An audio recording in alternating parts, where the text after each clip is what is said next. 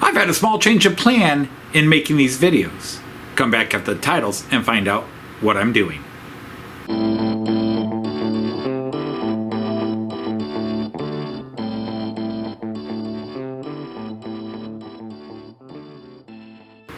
Hey everybody, Anthony Dodge, Mile Train Outsider, the American Outsider, Night of the Rhomboid Table here, and it's still Tuesday night. I did an unboxing video, a mail call video, and I started to do videos on installing all those turnouts and gadgets. I was going to do it all as one big video, but I wound up feeling the desire to start one section because it'd be quick and easy, and it was something new to me. So I have separated it out and doing it as a short video here that I will post. And then hopefully tomorrow, Wednesday, I will actually start working on the other stuff. So I'm making one video I'm going to finish tonight and upload. Then this video will probably go out on Thursday. And then maybe Friday, if I get it all done, I will post, or if I decide not to work on it, it'll be over the weekend to do the double slip area. So anyhow, what I'm doing in this video is I have the two three-way turnouts, the three-way switches that go into parking lanes 1, 2, 3, 4, 5, and into the sixth driving line. And I decided, rather than do that all as one big video, to separate that section out and do a little bit. And you can, if you don't know how to do it, you can learn with me. If you do know how to do it, you can watch me screw it up. So I've actually, spoiler alert, I've already done it because I wasn't going to film it separately, but now I am going to do it separately. So I've already done it. So we already know it's a success, but I did screw up, and I will share that with you. So let's get into me putting motors and digital into those two three-way switches as a nice warm-up to the big job. Over to me. All right, this is the American three-way turnout, three-way switch. And I have never done one of these before. I've never put motors in them. One motor is going to go here and here. The other motor is going to go here and here. And then you latch the motor on to the little mechanisms in here. And the decoder will go between them. But I've got a little bit to learn. I think the decoder fits in because you have these little nubs here, here, and then down here. But it's a special decoder, so I'm going to get the pieces out and then go step by step. Okay, so here's the first one in. Like I said, they have preset places where you have little eyelets that you drop the screw in. Now, just a little tip is once you latch the arm onto the pivot point for the turnout, I always put this screw in first, so just in case you bump it or have to move it for some reason, it will keep you don't have to recatch the pivot point. And then I put this second one in. Make sure you've screwed these all the way in because you don't want the motor loose where this arm can come off its the ratchet point or the pivot point on here. So tighten the screws, make sure you don't over tighten, but make sure the screw is tightened on the eyelet so that the motor doesn't have any play in it. All right, I'm going to put the second one in and then show you what we've got to do after that. All right, so here is the decoder out. It's American decoder number 74466. It's not the same as the ones I was putting in the double slips in the turnouts, which is 74462. It's slightly different. It's going to fit in this space here between the motors. I've already attached the wires that are the power and signal wires. They pick up the signal as well as power everything. And if we look at the manual, all right, so brown and red, brown will go all the way to the outside, red will go next to it, B and O, And then the yellow goes to the outside or the inside over here. At least that's how I'm reading it. No. It goes to the inside one. I'm sorry, it goes to this one. But the thing that's also counterintuitive, if I get this instruction booklet out of the way, is that you would think this line goes to this motor and this line goes to this motor. They don't. When you look at the diagram on the decoder with the dip switches up, the one on this side goes over to this motor and the one on this side goes over that motor. So they cross over. I'm not sure why. Maybe it doesn't matter. I think it does. So I will study this and make sure I get it correct. Okay, so I think I've done this right. At least it matches what the booklet says. Got the two motors in, the decoder. Right side of the decoder comes over to the left motor. Left side of the decoder comes over to the right motor. Brown, red, yellow, and you don't connect anything onto these two lanes because it's all coming up through here anyhow. All the power and that's coming up through this way anyhow. This is just to get the signal, so it doesn't need to be connected everywhere. Okay, so I'm just going to do that one, and then I'm going to put them back in place.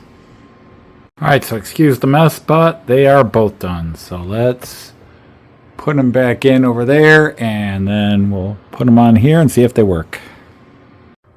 All right, so they're back in. Took about 20 seconds to put them back in, so I'm going to go over here and try to load them up. Let's see if it's successful. Okay, I'm going to do this way so you can see what I'm doing with my Central Station 3. This is the Central Station 3 clone on my computer, known as the web app. It replaces an actual app they once had for Android and smartphones. They no longer support those. They don't even work with the latest Central Station 3 upgrade. They did work even though they weren't supported, but yeah, now it's all gone. So anyhow, I'll show you how I'm going to do this. So this is for those two three-way turnouts. So what I got to do, and by the way, you can't do this with, you have to be in open mode. You have to be in go mode. So I'm currently in stop. So now I'm in go mode. And I can go up here and I can click add. And it gives me choices: turnouts, turntable, signals, light, miscellaneous device, and S88 contact. I'm not going to do that. It's going to be a turnout. And then unfortunately, I'm in the way. So, but over here you get a pop-up, and I'll try to move the screen up a bit so you can see what kind of turnout am I adding. Well, I'm adding a three-way turnout. Okay, so now if you look in the upper left, it's installed it as W1. I have to edit it. So I'm going to call this one, I'm going to rename it. Oops. It is section 5, so it's going to be 501. Whoops. Apparently I didn't delete everything, so this is 501. And then I click, which you probably can't see, accept. So now it's 501. Now over here you can see it says protocol. It's not MM, it's DCC. And now I want to adjust the address. So I'm going to see if I can put this up a little higher where you all can see it and I'm not, and I'll shrink myself down because I'm not as important. So I'm going to move this into where you can see it. So you can see it's already added it both into my edit screen. This smaller screen is the edit screen, and then the main screen, it's already there. So the address, well, I got to come over here. I've set this to address 50. Boy, it won't delete it that way. So it is address 501. And then, well, you can't see there's an OK prompt below, so I'll click OK.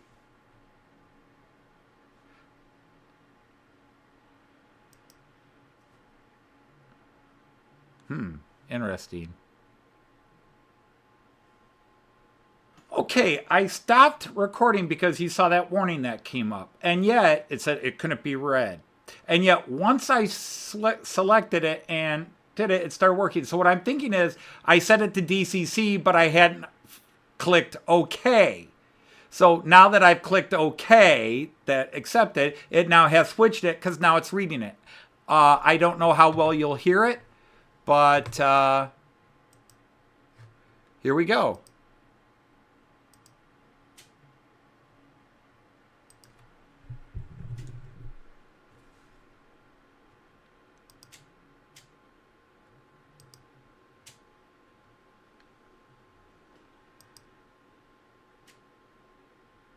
And it is working. I wish I had a camera showing it working as well, but I've only got two hands here anyhow. But it is working.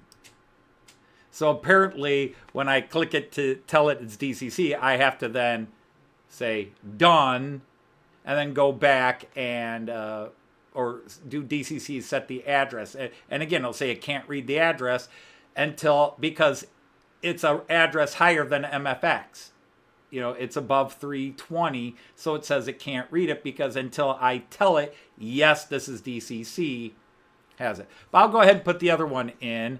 And so this is, I got to get used to this. I've never done this before, where when you click on it, it opens up and you have to say which way you want it to go. And then it highlights the one you're activating. So let's go into that. Let's add another one. We're going to add another turnout. We're going to add another three-way. We're going to change its name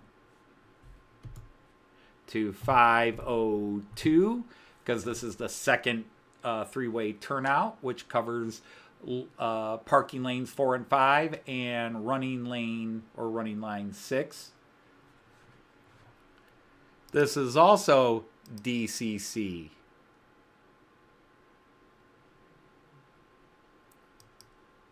And then I'm going to change its address.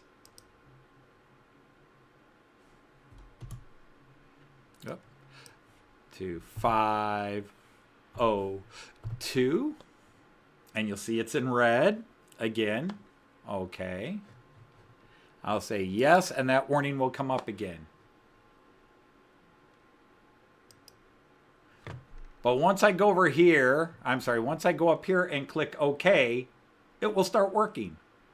It's just right now it's saying we can't read address 502 because it's still reading it. And I need to, apparently it changed its name back.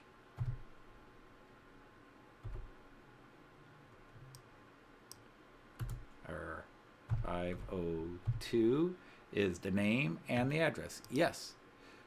So there it is. So let me go ahead and click OK. And we'll listen to see if it's working.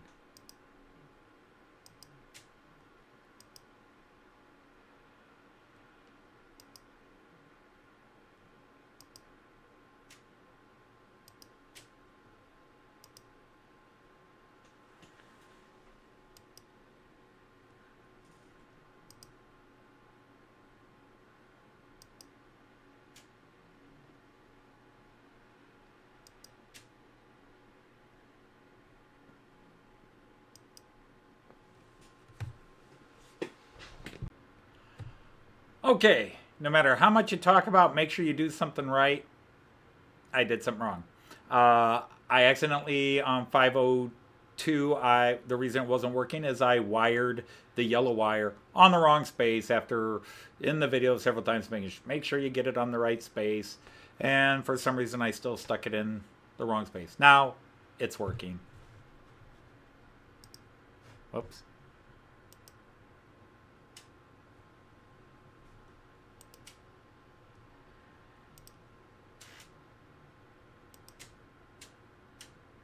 So I hope you're in the clicking, but it is working. So now they're all set up. So my three ways are three-way and all digital for the first time ever. So, on to the big job.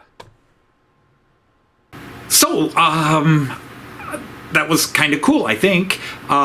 It's working. I've never had that area digital control. It's just one more thing that's going to make sitting on my butt at my command center here even easier. I don't have to get up and flip those switches open and close. It was something quick. It's the first time I've worked with this type of turnout to make it put in a motor and digital. And I can talk all I want about making sure you wire things correctly, and I can still screw it up. But I did do it. It was successful.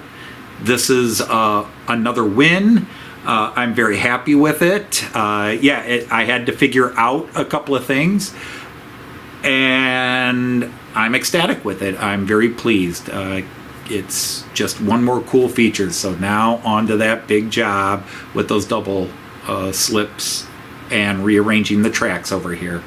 So that could be a big job. We'll see how it goes. Until that video, and until Friday's live stream, I'm going to say, Auf Wiedersehen, tschüss, and happy trains. Take care, everybody.